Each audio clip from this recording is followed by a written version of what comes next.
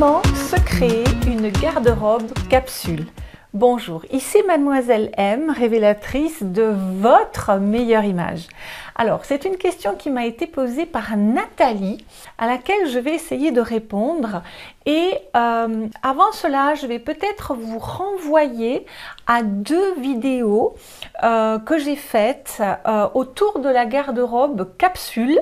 Mais encore avant cela, eh bien, si vous êtes nouvelle sur cette chaîne, je vais vous inviter à cliquer sur le bouton s'abonner et ensuite sur la petite cloche afin que tous les vendredis et même parfois plus souvent, eh bien, vous receviez toutes les vidéos que je réalise autour du look, du vêtement, de l'image de soi, etc., etc.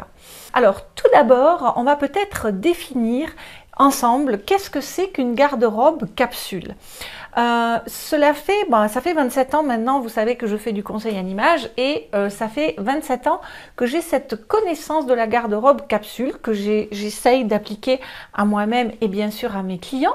Et puis, en fait, personne ne savait au départ ce qu'était une garde-robe capsule. Pour moi, une garde-robe capsule, c'est une garde-robe un peu autarcique, c'est-à-dire que à partir d'un certain nombre de pièces, eh bien, on va pouvoir arriver à vivre bien pendant une saison, par exemple.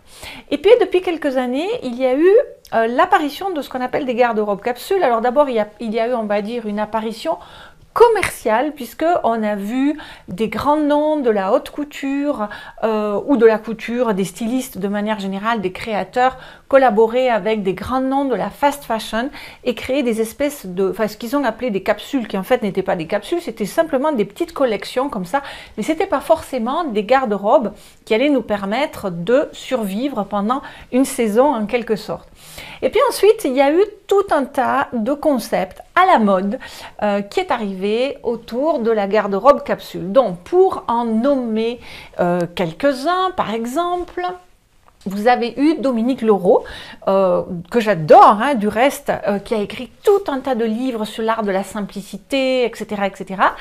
Et elle, à un moment donné, elle disait, eh ben, la meilleure façon de se créer une garde-robe capsule, ça va être, par exemple, d'avoir 7 hauts, 7 bas, 7 ce que j'appelle des par-dessus, c'est-à-dire des vestes, des cardigans, des choses comme ça, et 7 paires de chaussures. Et avec ça, eh bien, vous êtes paré pour votre saison.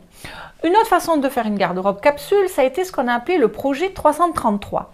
Donc, le projet 333 consistait à aller puiser 33 pièces dans sa garde-robe et à se dire pendant 3 mois, eh bien, je ne m'habille qu'avec ces 33 pièces.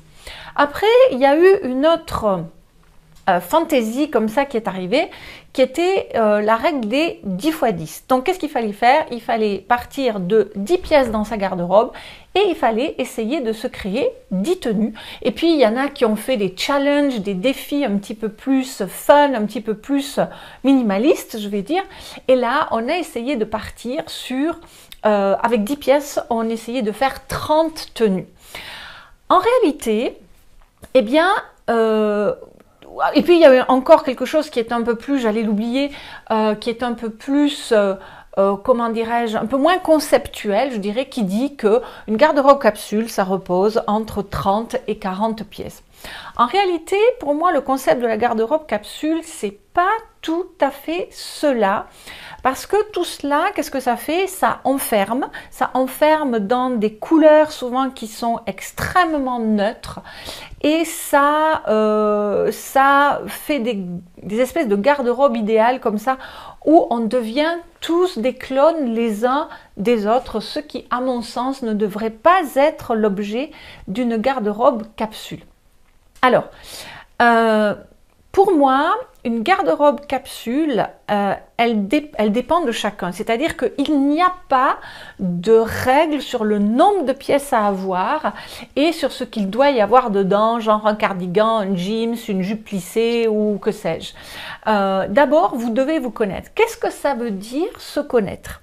Eh bien, si vous me suivez, ça implique de connaître 3 choses qui sont inhérentes à vous et qui sont indissociable de tout élément du design. Je vais m'expliquer parce que je veux dire par là. Donc, les 3 éléments qui sont inhérents à vous, c'est vos coloris naturels, c'est-à-dire la couleur de votre peau, de vos yeux, de vos cheveux. Ça va déterminer vos meilleures couleurs de vêtements, d'accessoires, de maquillage, de cheveux, etc. C'est comme lorsque vous allez, par exemple, décider de la décoration quand je vous parle de design. Si on fait le parallèle, par exemple, avec la décoration d'intérieur, hein, l'architecture d'intérieur, eh bien, vous allez choisir un thème de couleur dans votre maison et dans chaque pièce, sûrement, etc. Ensuite, deuxièmement, on a une morphologie. On est grande, on est petite, on a des hanches larges, des hanches étroites, on a du ventre, beaucoup de poitrine, un long cou, un cou court, des épaules larges, on est en surpoids, on est maigre, etc. Et ça va faire qu'il va y avoir des vêtements, des coupes de vêtements, des formes, des textures de tissu, des imprimés, des proportions, des volumes qui vont vous flatter davantage que d'autres.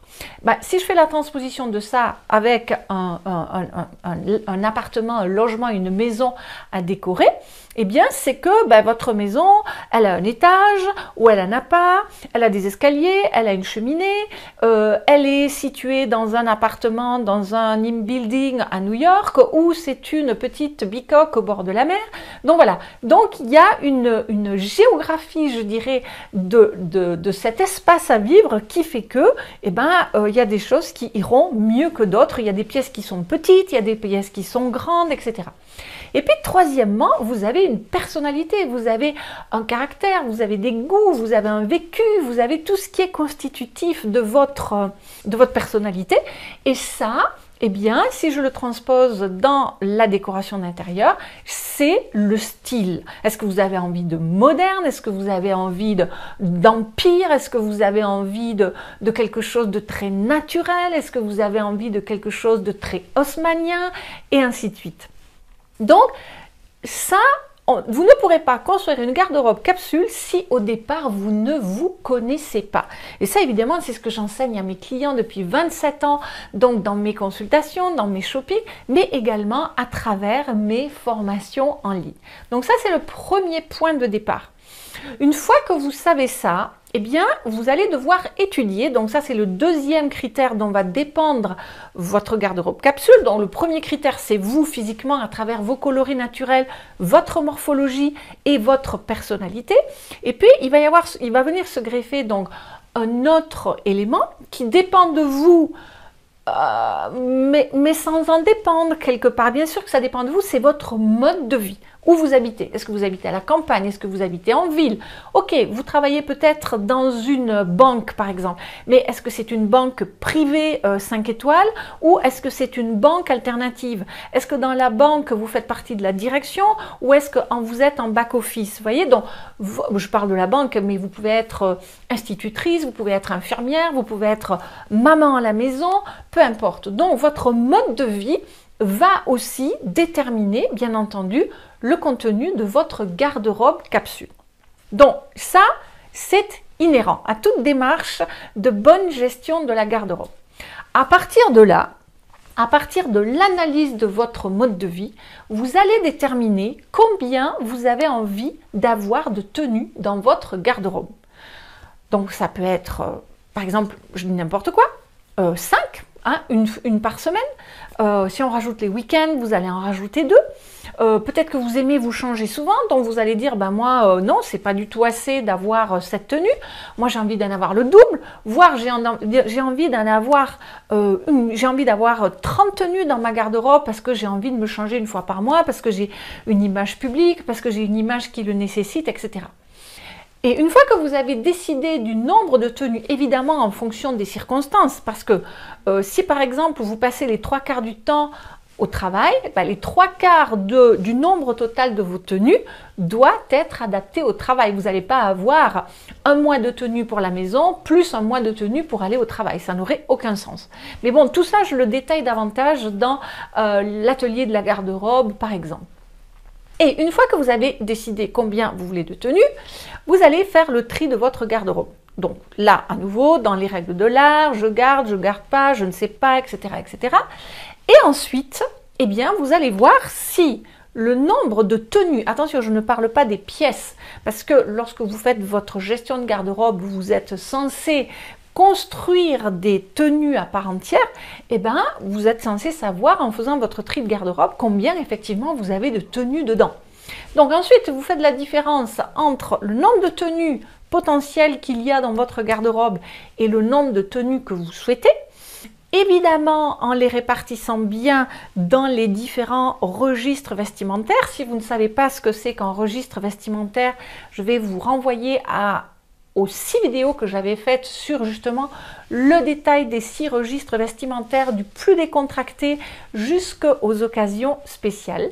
Et puis ensuite, vous allez voir, ça va vous permettre de faire votre liste de shopping, c'est-à-dire que vous allez comparer ce qui vous reste dans la garde-robe, vos besoins, et vous pourrez faire une liste de shopping en me disant peut-être qu'il me manque une pièce pour compléter une tenue qui est démarrée mais sur lequel il manque quelques éléments, ou au contraire je me rends compte qu'en fait dans ma garde-robe j'ai plein de tenues pour passer des week-ends avec mes copains, enfin quand on pourra voilà, j'ai plein de tenues pour sortir, voilà, mais par contre finalement je me rends compte que pour aller au travail il me manque un certain nombre de tenues. Pour moi, voilà comment se constituer une garde-robe capsule. La capsule vous appartient, elle ne dépend pas d'un chiffre qui est dicté par des projets, par des principes, par des concepts ou quoi que ce soit. Chaque personne est différente, il y a des personnes qui sont très minimalistes, il y a des personnes qui, voilà, pour lesquelles leur image est quelque chose d'important. Il faut juste se dire qu'une garde-robe capsule est une garde-robe dans laquelle tout ce qu'il y a, vous le mettez et vous le mettez avec plaisir. Donc, vous savez que je vous dis souvent, et je vous ai dit récemment dans une vidéo, qu'à 80% des cas, on ne porte que 20% de notre garde-robe. Ça, c'est quand la garde-robe, elle est mal gérée. Quand la garde-robe, elle est bien gérée, tout ce qu'il y a dedans, vous le portez. Et ça, c'est une bonne garde-robe capsule.